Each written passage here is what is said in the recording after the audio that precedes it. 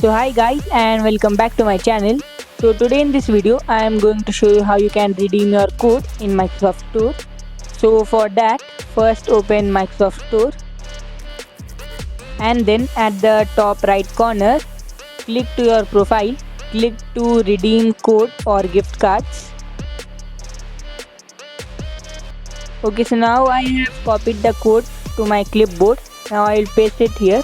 You need to type the code very carefully and then click to next. So here my code was of Fallout 76. Now I will confirm it. And now this thing will pop up.